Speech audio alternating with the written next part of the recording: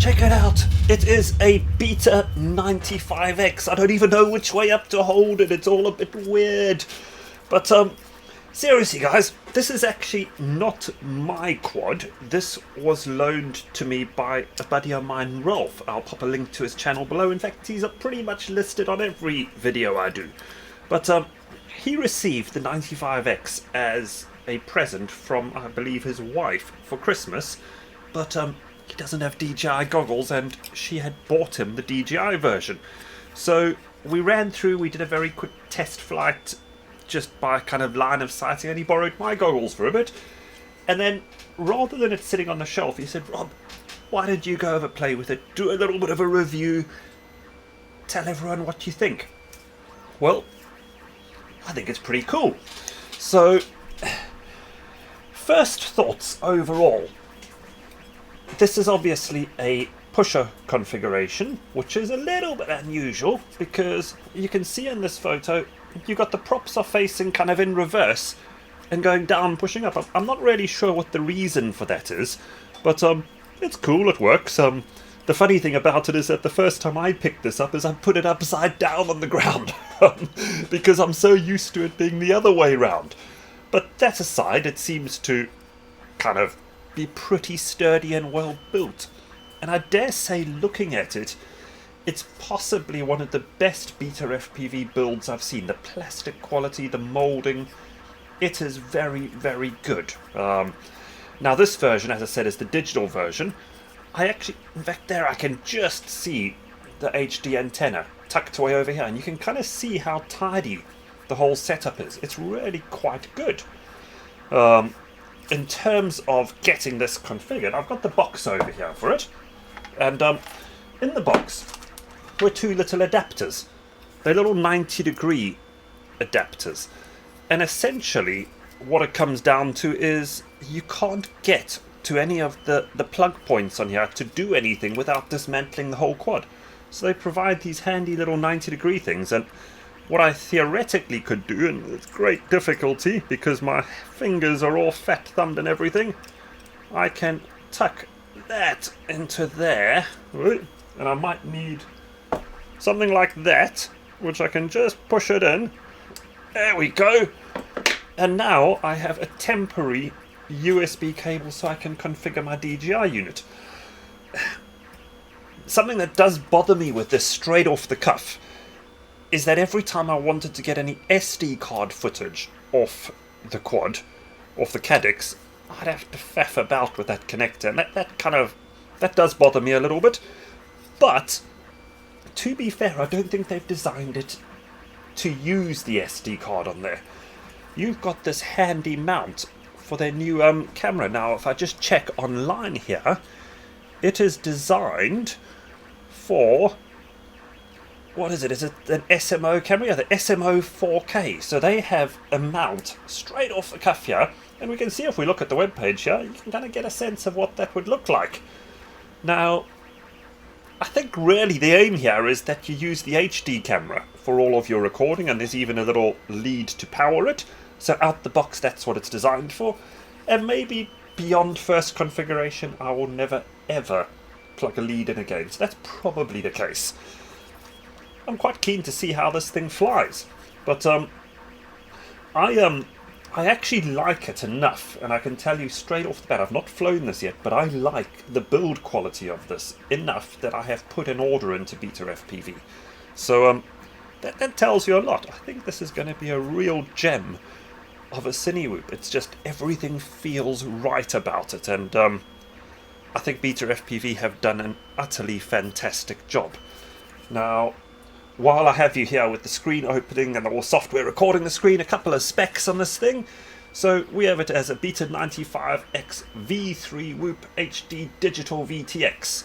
And it looks like we are able to get this in a variety of forms: plug and play, crossfire, FreeSky, FrSky LB2. So there's a couple of different versions. Apparently it's a brand new pusher design, maybe new to BETA FPV. These things have been around before, so not quite new. And it has a Caddx Nebula Nano HD system, blah blah blah. And they tell you about the analog one, and it takes SMO 4K. And lots of cool things here. So, what do we have here? Bullet points. I should have come straight to this. We have the V3, perfectly suitable for the SMO action camera, which I have one on order. We have Nebula. Well, we've said that already, haven't we? Sometimes they just repeat themselves, don't they? Brand new innovative pusher frame design. It is pretty cool, isn't it? And it's equipped with 3,800 kV motors and 5-blade props, which I had noticed before when looking at it, and I don't know if I'm a fan of 5-bladed props. They tend to chew battery power, but I will reserve judgment on that. I'm going to assume that BetaFPV have done all of their research and got the optimum power to weight combination. We'll find out in flight soon. And it takes a 450 milliamp hour 4S battery, which I have here. There you go. And it looks like that mounts on sideways across the top, which is kind of neat, as opposed to that for a change. And probably looking at it in terms of the design of this, you've got this lengthwise weight distribution, and when you put one of these batteries on, you get a horizontal, and that's probably going to give you a very even weight distribution in all axes, which is good. That's fantastic for this type of quality footage that you're aiming for. Now, apparently they've done the reverse by centering the drone's gravity by reverse, whatever they mean by that. I don't understand that. Makes no sense to me, but apparently it's good. And further improves shock mitigation system to eliminate the shock of the camera. I think they are referring to these little bubbles over here which will hold the camera, these little rubber things, which would probably help the camera a lot. Quite decent. So what do we have all up? We got a 95X without the battery as 116. So with battery, this is going to be sub 250 grams.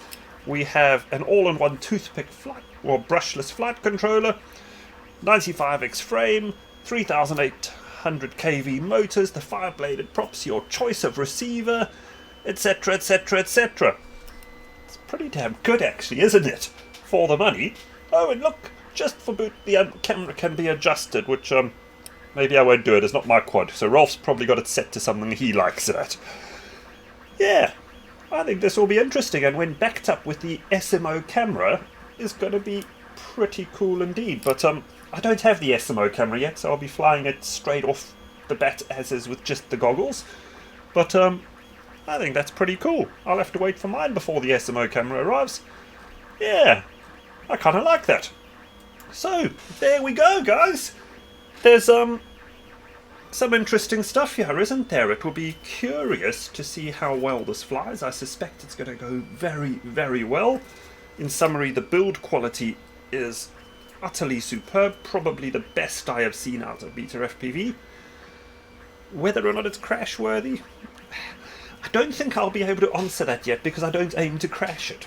And particularly as it's not mine, I will fly this a little bit conservatively. But I'm going to get it up in the air a little bit later today. The weather outside's a touch foggy at the moment, so within the next couple of hours we'll get some air footage. But you will have the benefit of seeing it all from this video straight into it. I won't make you wait a few hours for that. But here goes. Enjoy the footage. Cheers. Right guys, so I am out here in the middle of a field. There's a great big power line, and I figured that might be a good way of me testing the BETA95X V3. It gives lots of little obstacles to fly through and try to give a little bit of a sense of how it performs.